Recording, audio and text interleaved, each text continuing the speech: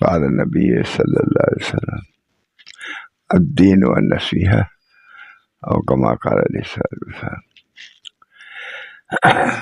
میری سعادت کی بات ہے کہ آپ حضرات ملنے کے لیے تشریف لائے اور اس کی درخواست کی کہ کوئی بیان بھی کر دوں دین کی بات، تو ہونا بھی اسی چاہیے.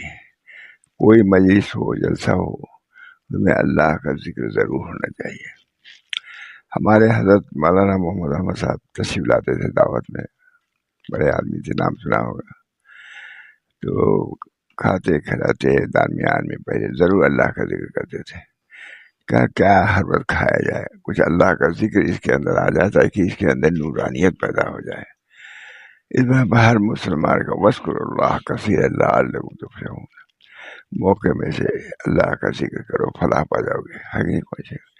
تو تھوڑی سی مختصر سی بات آپ لوگوں نے کہا تو میں بیان کر دیا. اصل تو ہو گیا بیان، لیکن تھوڑا سا اس سے سنا دیتا ہوں.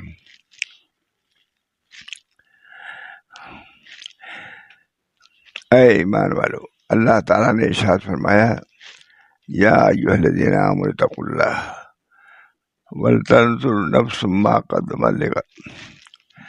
اے ایمان والو، اللہ سے ڈرتے رہو. جو نکلا ہے میں نے کہا سنائی دو بھائی. اے ایمان والو، اللہ سے ڈرتے رہو. ہر جگہ اللہ، جنگل بیابان پہاڑی، ہر جگہ اللہ موجود ہے. اللہ ہم سب لوگوں کو اس صحت کا عطا فرمائے. سب کچھ اسی میں ہے. اے ایمان والو، اللہ سے ڈرتے رہو. اتق اللہ. بعض بزرگ تھے، بہت بڑے آدمی کا کہا بات کہیے بسم اللہ کر کے، یا ایھا الناس اتقوا اللہ، اللہ سے ڈرو، اور منبر سے اتر آئے گا، بات ہو گیا. بہت سنا میں نے ماشاء اللہ صاحب سے. جاتے تھے واز کہنے، منبر پر بیٹھے، یا ایھا الناس اتقوا اللہ، اے لوگوں اللہ سے ڈرو. بس بات ہو گیا. واز کے لیے 3 گھنٹے کی یا 4 گھنٹے کی ضرورت نہیں ہے. اتقوا اللہ. تو یہ مختصر سی کتاب ہے، مختصر سی باتیں ہیں. کبھی ایسا موقع آتا تو یہی سنا دیتا ہوں. اے ایمان والو، اللہ سے ڈرتے رہو. اور ہر شخص دیکھ بھال لے کہ کل کے واسطے اس نے کیا بھیجا ہے، کیا بھیجا ہے. برابر نظر بات آتی ہے، خیال ہوتا ہے کہ ہم نے کیا کیا ہے. لکھنے پڑھنے ہی میں رہے ہم لوگ، لیکن اس کے باوجود معلوم نہیں اللہ کی مرضی کے مطابق ہوا ہے یا نہیں ہوا. ہمارا یہ ڈر اچھی چیز ہے، مطلوب ہے، شریعت میں مطلوب ہے. ڈرنا آخرت میں پیش ہونے سے کہ معلوم نہیں وہاں کیا معاملہ ہوگا. تمام بزرگان دین لرز جاتے ہیں. رسول اللہ صلی اللہ علیہ وسلم نے فرمایا اکثروا ذکر حازم اللذات، یعنی موت. لذتوں کو توڑ دینے والی چیز یعنی موت کو کثرت سے یاد کیا کرو. اللہ تعالیٰ کو توفیق دے. موت ہی اس دنیا اور دار قرار کے درمیان فیصلہ کرنے والی ہے. موت ہی اس دنیا میں جو اس وقت ہم ہیں، موت آئے گی تو یہاں سے نکل گئے، آخر میں پہنچ جائیں گے. موت ہی فاصل ہے، فصل کرنے والی ہے، جدا کرنے والی ہے، اولا میں اور اخرا میں. آخر والی زندگی میں اور پہلی زندگی میں فرق کرنے والی چیز موت ہے. بہت حضرات ہمارے ڈرتے رہتے تھے. ہم نے ماشاء اللہ صاحب کو ڈرتے ہوئے دیکھا، بہت ڈرتے تھے. اللہ تعالیٰ بیٹھے بیٹھے پیری نہیں لے آئی ان کی نوازی کھانے کے لیے. ایک لقمہ چمچہ لیا اور دے دیا، لے جاؤ کھا جاؤ. تو اس سے نہیں کہا، ہم نے سے کہا کہ ہم کیا کھائیں، کھائیں گے تو گناہ ہی کریں گے. نہیں کھائے، جی چاہتا تھا کھانے کا. تو پیر شدی حافظ میں کدا بے روشو رندی و حوصلہ کی درحد شباب اولا. جب بڈھے ہو گئے حافظ کتنے بڑے بزرگ تھے، وہ اپنے نفس کو خطاب کر رہے ہیں. تو پیر شدی حافظ میں کدا بے روشو رندی و حوصلہ کی درحد شباب اولا. جوانی میں ٹھیک تھا، بڑھاپے میں بھی یہ بات ہے. ہمارے بزرگان دین موت کی یاد سے غافل نہیں رہے، کہتے رہے سب موت بالکل یقینی چیز ہے، کوئی اس میں شبہ نہیں کہ آئے گی کہ نہیں آئے گی، لکل شیء، ہر شے کے لیے موت۔ اللہ تعالیٰ ہم سب لوگوں کو جو نبی اکرم صلی اللہ علیہ وسلم کی تعلیم ہے اس پر عمل کی توفیق دے، اور اس میں اہم تعلیم ذکر الموت، موت کو یاد کرنا، یہ ابھار دیتی ہے عمل پر قائم رکھتی ہے، دائم رکھتی ہے۔ اس بنا پر موت ہی اس دنیا اور دار قرار کے درمیان فیصلہ کرنے والی ہے، اور عمل پر جزا کے درمیان فاصل ہے، اور عمل کے وقت اور عمل پر جزا کے درمیان حد فاصل ہے، تو پہلے بھیجنے والی توشہ کو بدلے ملنے۔ چنانچہ موت کے بعد گناہوں سے توبہ و استغفار کی کوئی گنجائش نہیں ہے۔ اس وقت تم کو جو موقع ملا ہے اسی میں جو کچھ کرنا ہے، اللہ ہم کو بھی آپ کو سب کو توفیق دے۔ یہ وعظ نصیحت کی مجلس سے چاہے 3 گھنٹے کی ہو یا 5 گھنٹے کی ہو یا یہی ہے، اذکروا اللہ کثیرا لعلکم تفلحون، اذکروا اللہ کثیرا لعلکم، یاد کرو موت کو، فلاح یاب ہو جاؤ گے۔ چنانچہ موت کے بعد گناہوں سے توبہ و استغفار کی کوئی گنجائش نہیں ہے، اور نہ موت کے بعد حسنات کی کثرت۔ موت کے بعد حسنہ میں زیادتی نہیں ہو سکتی، کیونکہ تو مر گئے، اب کون سا عمل کرے گا؟ اس وجہ سے زندگی ہی میں جو کرنا ہے کر لیا۔ ہمارے سامنے مجھے یاد ہے حضرت مولانا شاہ ولی اللہ صاحب سامنے فرینی آئی کھانے کے لیے، لیا 1 چمچہ بھی شر کھائے، نواسی بیٹھی تھی، کہا یہ تم کھا جاؤ، ہم کھائیں گے تو گناہ ہی کریں گے۔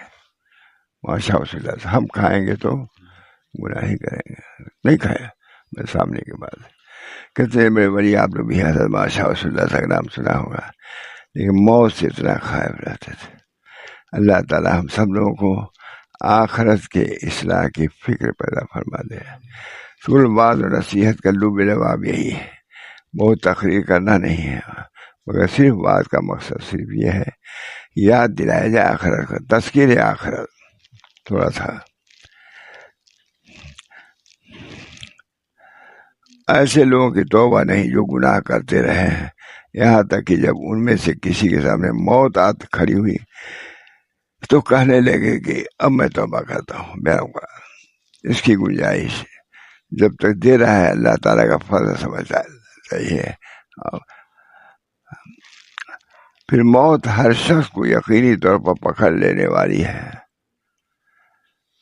اور بلا ریب سب کو آنے والی ہے، جیسا کہ اللہ عز و جل نے فرمایا قل ان الموت الذی تفرون منہ فانہ ملاقیکم ثم تردون الی عالم الغیب والشہادہ فینبئکم بما کنتم تعملون۔ موت مخلوق کے پاس اچانک آ جاتی ہے۔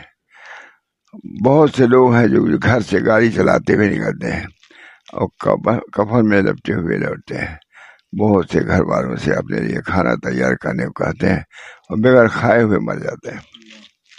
بہت سے لباس پہنتے ہیں، کپڑوں کے بٹن بند کرتے ہیں، پھر کپڑوں کے بٹن غسل دینے والا کرتا ہے۔ بہرحال مضمون نکل آیا تو سنا دیا۔ موت اذکروا اللہ کثیرا لعلکم تفلحون، اللہ کو یاد کرو کثرت سے، اس میں اہم موت کو یاد کرنا بھی ہے۔ تمام صحابہ کرام بزرگان دین موت کو یاد کرتے تھے۔ اللہ تعالی ہم سب لوگوں کو اپنے مرضیات پر چلنے کی توفیق دے، اور جو جہاں جانا ہے آخرت اس کو بھی یاد کرنے کی توفیق دے کہ وہاں جانا ہے، لا ریب ہے، بے شک ہے، یقینی ہے۔ ہر شخص کا لازم، چاہے بوڑھا ہو جوان ہو، کسی کا ٹھیک نہیں کب کیا ہو جائے۔ اس میں اللہ تعالی ہم سب لوگوں کو اپنی اصلاح کی فکر پیدا فرمائے، اور رسول اللہ صلی اللہ علیہ وسلم سے صحیح تعلق پیدا کرنے، تعلق رکھنے، اسی حال میں ان سے ملنے کی توفیق مرحمت فرمائے۔ بس دعا کر لیجیے اللہ تعالیٰ سے کہ اللہ تعالیٰ ہم سب لوگوں کو اپنی زندگی کی قدر کرنے کی توفیق مرحمت فرمائے۔ ہمارے بزرگوں نے موت کو یاد رکھا. ماشاء اللہ صاحب کو ہم نے دیکھا موت کی یاد. اللہ تعالیٰ اس موت کے پہلے ایمان کو ہمارے درست کر دے تاکہ اللہ تعالیٰ سے اس حال میں ملے کہ اللہ ہم سے راضی ہو. رضی اللہ عنہم ورضوا عنہ، یہ بشارت ہم سن رہے ہیں. اس بنا پر یہاں آنے کے بعد یہی ذہن میں چند باتیں آئیں. پہلے کچھ معلوم بھی نہیں تھا، لیکن وہ میں نے بیان کر دیا. جو اپنے لیے مفید سمجھتا ہوں وہ دوسروں کے لیے بھی مفید سمجھ کر کے بیان کرتا رہتا ہوں. دعا کیجیے نبی اکرم صلی اللہ علیہ وسلم کے فعل میں ہم سب لوگوں کو دینی عمل کی توفیق مرحمت فرمائے، اور آخرت کو پیش نظر رکھنے کی توفیق مرحمت فرمائے، اور اپنے اصلاح کی فکر پیدا فرمائے.